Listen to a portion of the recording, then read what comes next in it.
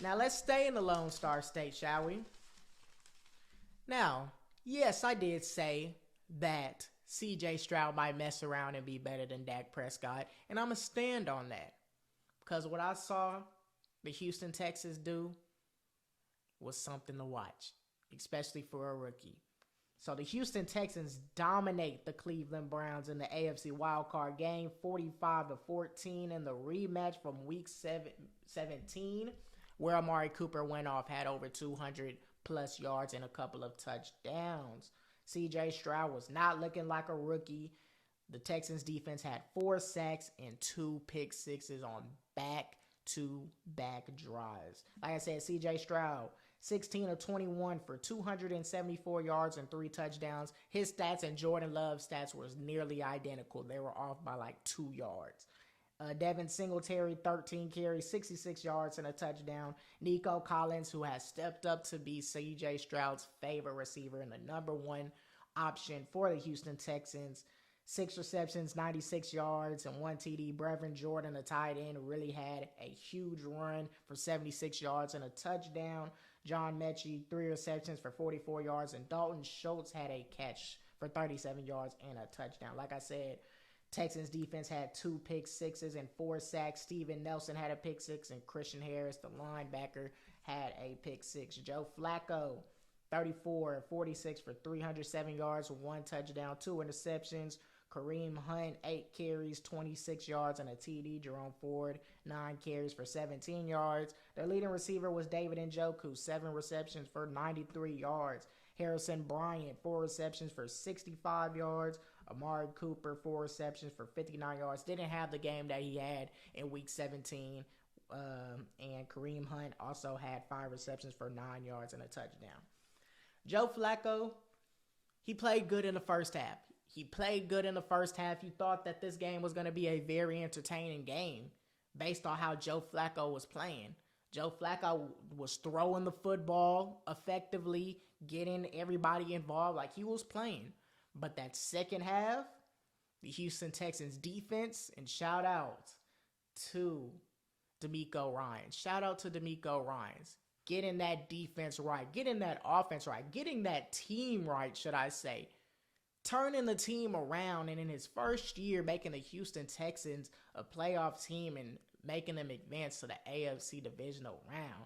And that defense stepped up. That defense really stepped up. He must have brought what he had in San Francisco and brought it to these people, these players in Houston, because this defense stepped up in the second half.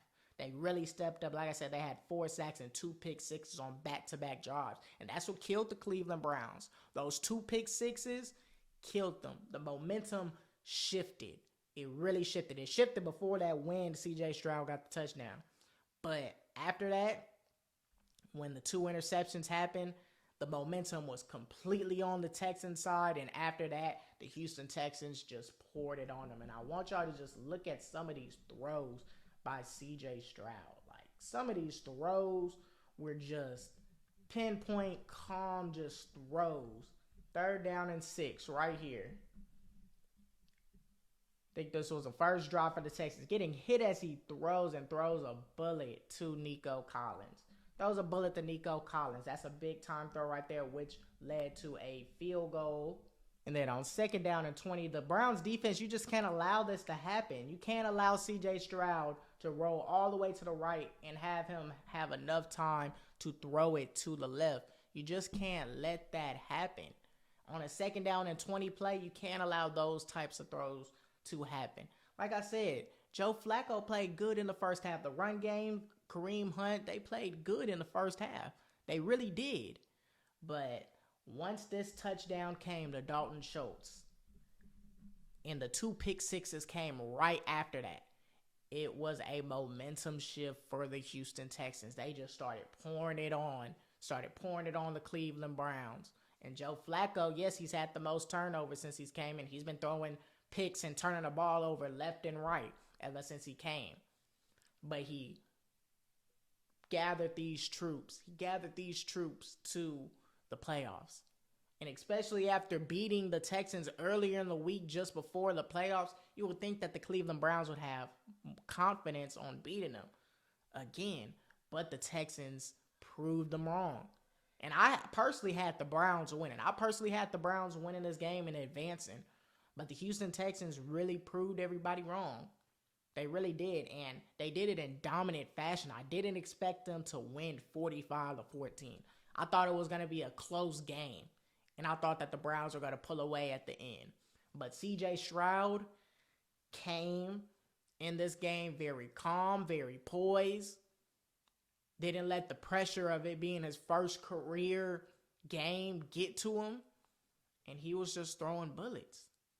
He was throwing some nice balls. He was throwing some nice balls to his receivers. And their defense really was the anchor. Really was the anchor to them winning the game. It really was. Texans have a pretty good defense. The Texans have a pretty good defense. And the Browns really just ain't have no answer after the second half. They just didn't. They scored their 14 points early. It was 14-17 at one point. It was a one-possession game. But when that second half came, Texans just kicked it in the high gear. And they ran away with it. 45-14. That's going to be a good game. That's going to be a good game. The Ravens versus the Texans. That is really going to be a good game. All you can do is just commend DeMeco Ryans. Even if he doesn't win against the Ravens, he's for sure going to be Coach of the Year. I personally have him Coach of the Year because of the first year of him being a Houston Texans. He gathered this team to the playoffs. He got C.J. Stroud. He got Will Anderson. He got these guys. And he got everybody on the team to come together. At first, we were thinking that the Jacksonville Jaguars were going to win the division. But they end up falling down, and the Texans were just kept rising. And they beat the Colts. A big game. When it mattered most, this dude C.J. Stroud can play. Against the Browns, he balled. Against the Colts, he balled. He had good games when it matters most. And the poise and the calmness that he had in these games, that's what makes it different about C.J. Stroud. C.J. Stroud has top 10 quarterback potential.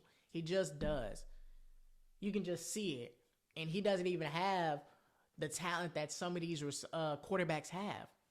Like Tua, like Mahomes. He doesn't have an elite person like Dak Prescott. He doesn't have an elite wide receiver. He doesn't have an elite tight end. He doesn't have the best line. But he's doing it with what he has. And he's a leader. You can tell that he's a leader. When C.J. Stroud got hurt, you could just tell it was different with the Houston Texans and how they played. But once C.J. Stroud came back, this team was different. This team was hot. And when it mattered most, the Texans took care of business to make the playoffs, because if they lost that game, they were not making the playoffs. And they played the Browns again, and they won. In dominant fashion. Dominant fashion. The Browns, they haven't made the playoffs like that. They're not really experienced. So them going on the road was going to be a tough task. It's hard to beat a team twice. And the first time they didn't have C.J. Stroud. It's hard to beat a team twice. So them coming into Houston, it was going to be a tough battle. It was going to be a tough battle. But to lose this way, and yes, you don't have Deshaun Watson. Yes, you're rolling with Joe Flacco. But you don't come in Houston and lose that way. You just don't. Yes, this team is really inexperienced in the playoffs. They are. But you just don't come and lose that way. You just don't. In dominant fashion, throwing pick sixes. After having a good first half. It was 14-17 at one point.